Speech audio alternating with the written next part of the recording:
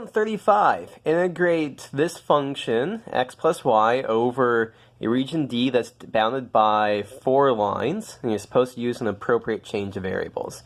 Let's draw the picture for what region we're integrating over, and that should help us figure out what the change of variables should be. So our function is f of xy is x plus y. And so there are 4 lines here. So one is x plus y is equal to 3. One is x plus y is equal to 6. One is y is equal to x. And one is y is equal to 2x. So this is a little bit trickier. This is a little bit trickier than maybe your other problems have been, because we aren't told what our change of variables should be. We need to figure it out for ourselves. So let's see if we can take a look to see what we've got here. So we've got x plus y is equal to 3 here. X plus y is equal to 6 here. So it's basically saying x plus y is trapped between 3 and 6. Well, what would we like to do in the UV plane? Well, our life would be great if x plus y was equal to u, because then we would just have u is between 3 and 6. Okay, so this is what u is. Well, these 2 lines need to correspond to v in some way. So we have y is equal to 2x, y is equal to x. We don't have something equal, the same expression equal to constants here. But if we manipulate this, if we turn y is equal to 2x into y over x is equal to 2, and we turn y equals x to y over x is equal to 1, well then, maybe that can be v. V can be y over x. And then that would be a good choice, because then this would mean that v is running from 1 to 2. So in the UV plane,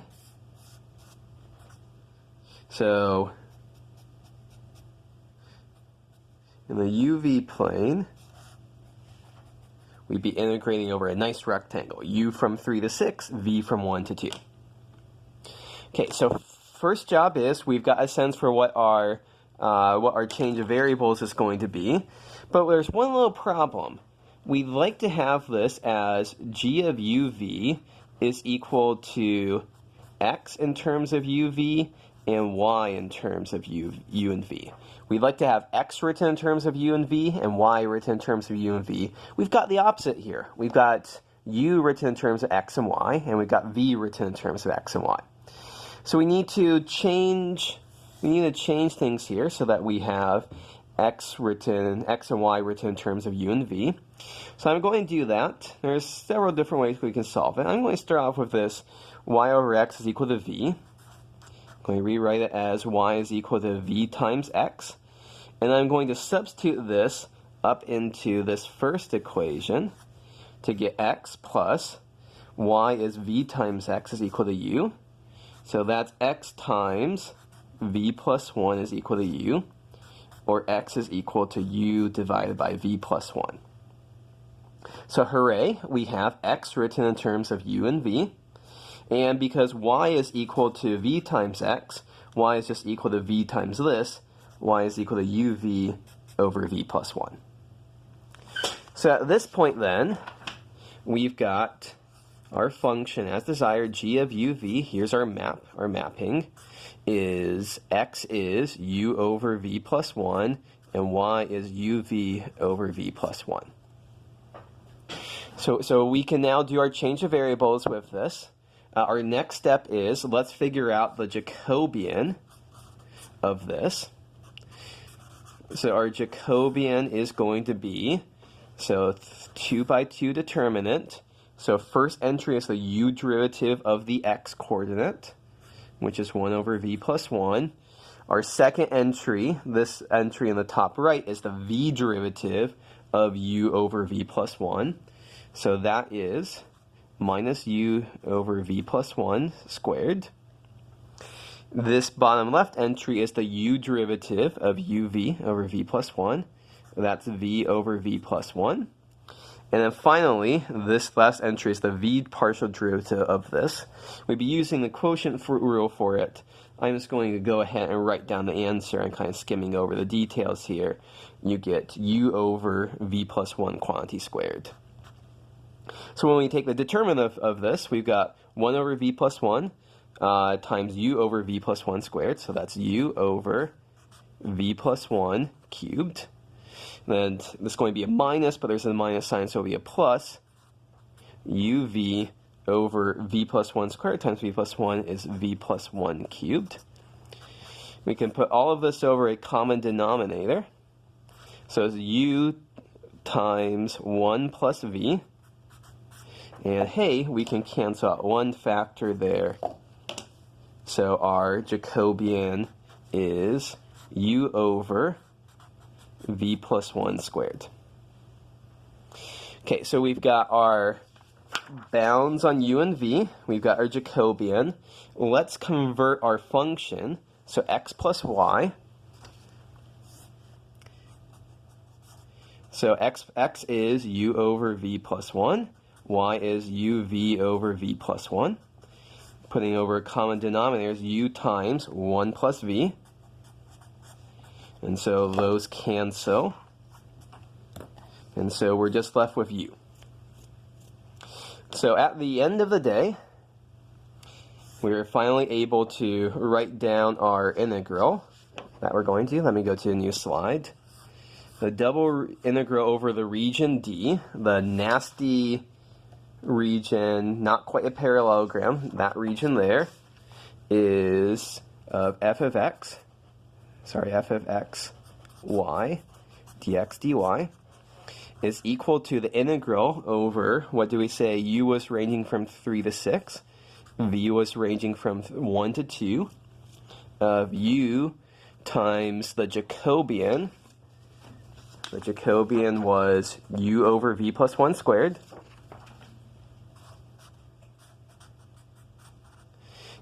dv du. So a little comment here. We sometimes have to be careful of putting an absolute value on our Jacobian, but everything in sight here is positive. U over v plus 1 squared. U and v are both going to be positive, so we don't have to put an absolute value bars on. So we end up with the integral u from 3 to 6 of u squared du times integral v from 1 to 2 of 1 over v plus 1 squared dv. So u cubed over 3 from 3 to 6 times minus 1 over v plus 1, v from 1 to 2. And so this ends up, after simplification, as 72 minus 9 times minus 1/3 plus 1/2. So we end up with 63 over 6. So that's this change of variables problem. What's the interesting things here? I guess that it was figuring out the bounds in the first place, figuring out how to do our change of variables. And the way we did that was we said, well, what's going on with this line? What's going on with this line? So this feels like it should be u. This feels like it should be u. X plus y should be u. X over y should be v. If you had changed what you're calling u and v, you would have got to the same final answer. That would be fine here. And then we have to write down our map and crunch that out. Crunch out the Jacobian. Everything else is just crunching out. Okay, so that was problem 33. Sorry, that was problem 35. Problem 36. Okay, so we've got a region in the first octant. It's bound below by a cone, above by a sphere. And we have to express it. Okay, so we're supposed to do find the volume using cylindrical coordinates and through spherical coordinates. So let's tackle that problem.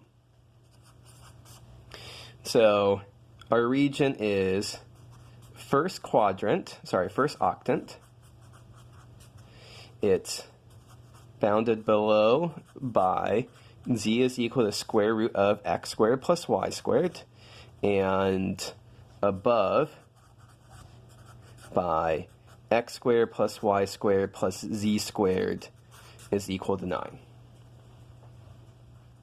Okay, let's do this first in cylindrical coordinates. So a little comment here about, so it's the cone, z is equal to x squared plus y squared, and it's under a sphere of radius 3 here. So this is basically, so first thing that we should think of, it's an ice cream cone, both the cone itself and the scoop of ice cream on top. The second thing to realize, though, is that it's bounded above, it's in the first octant. So we don't want the entire ice cream cone, we only want a quarter of the ice cream cone in the first octant. So in the xy, so octant, first octant means x, y, and z are all non-negative here. So in the xy plane, we are only looking at that little chunk, and we project this down into the xy plane. So first thing to realize is that theta is running between 0 and pi over 2. Second thing, so we want bounds on theta, on r, and on z. And we basically have these two, bounded below by this, bounded above by this. This pretty instantly gives us our z bounds. Because this is z is equal to the square root of x squared plus y squared is r.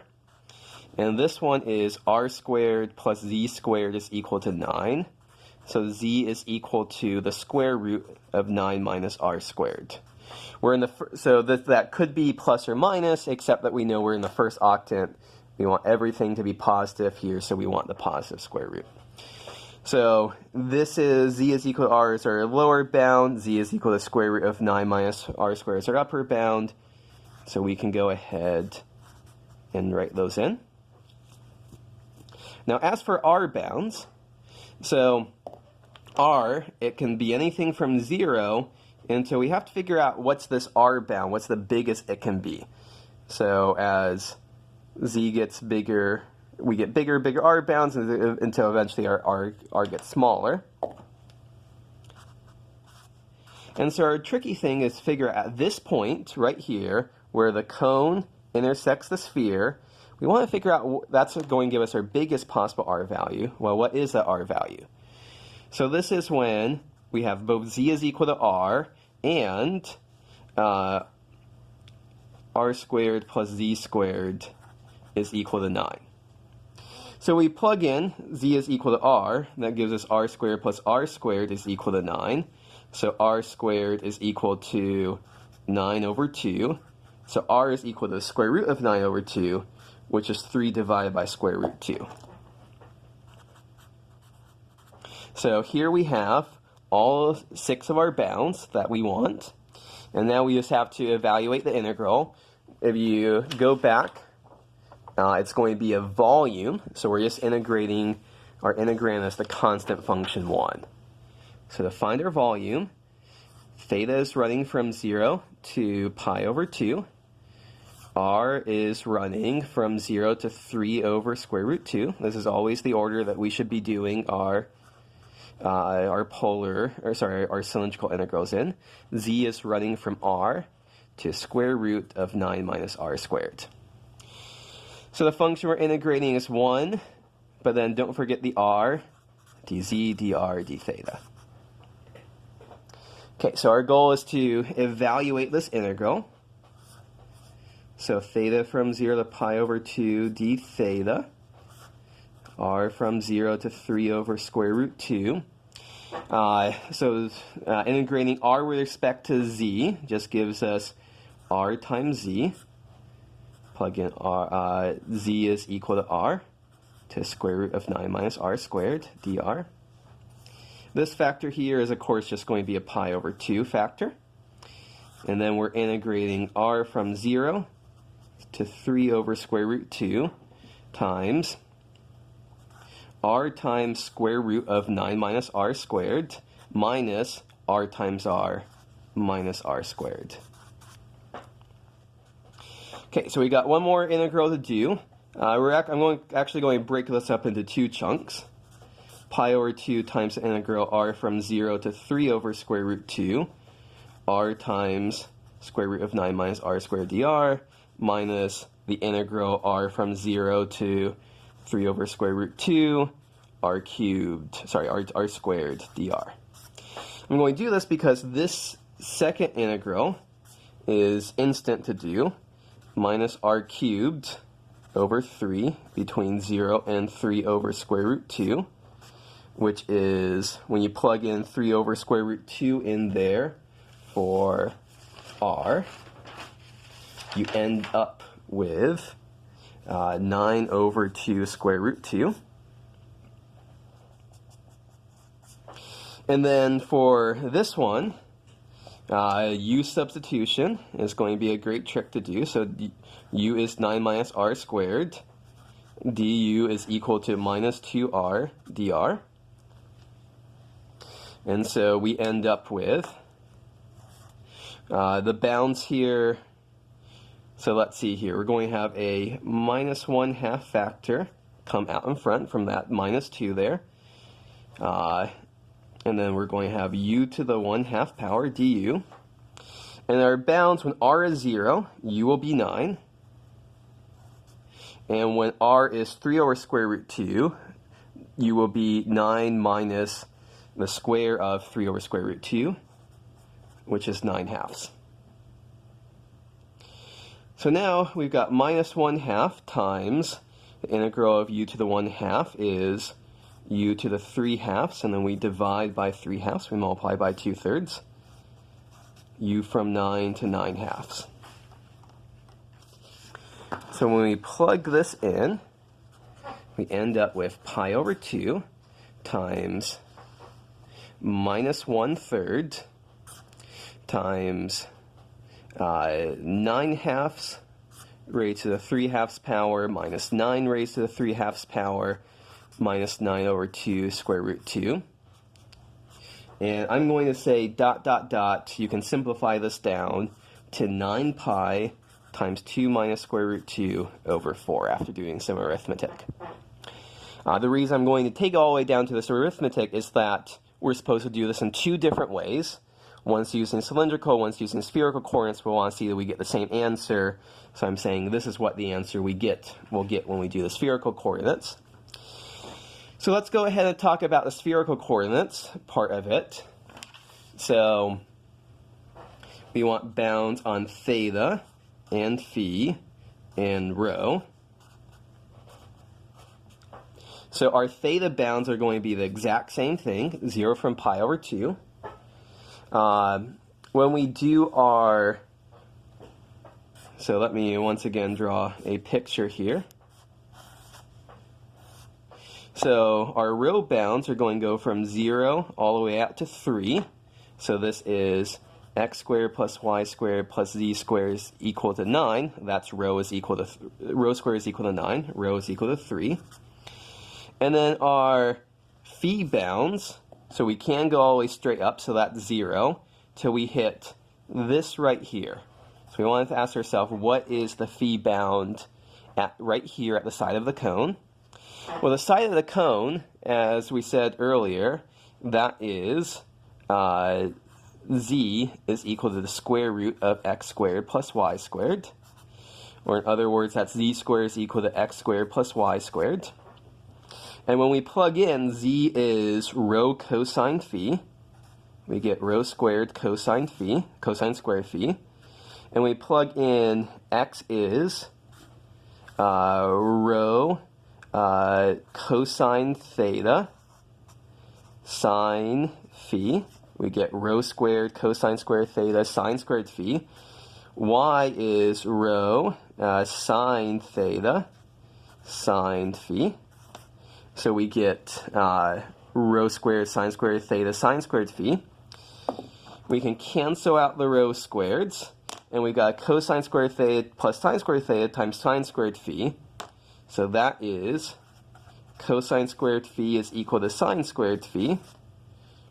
And this happens exactly when phi is pi over 4. you can take the square roots of that to get cosine phi is equal to sine phi, and that happens when phi is, or it could be plus or minus, but we discard the phi as 3 pi over 4 because that would be below the yz plane. Z is equal to 0, and we want to be in the first octant. So at this point then, these are the bounds that we have for our spherical integral. Let's go ahead and write down our spherical integral. So our theta bounds are running from 0 to pi over 2. Our phi bounds are running from 0 to pi over 4. Our rho bounds are running from 0 to 3. We're integrating 1 times rho squared sine phi d rho d phi d theta. So we can just break everything up as appropriate. Theta is running from 0 to pi over 2, d theta. Phi is running from 0 to pi over 4, sine phi d phi. And rho is running from 0 to 3, rho squared d rho. This first term is pi over 2. The second term is minus cosine phi between 0 and pi over 4. This final term is rho cubed over 3. Rho runs from 0 to 3. And so we end up with, this is 1 minus square root 2 over 2. And this is 9. And sure enough, if you crunch everything out, you get 9 pi times 2 minus square root 2 over 4, just like in the previous problem. So, hooray, our answer checks. Life is good.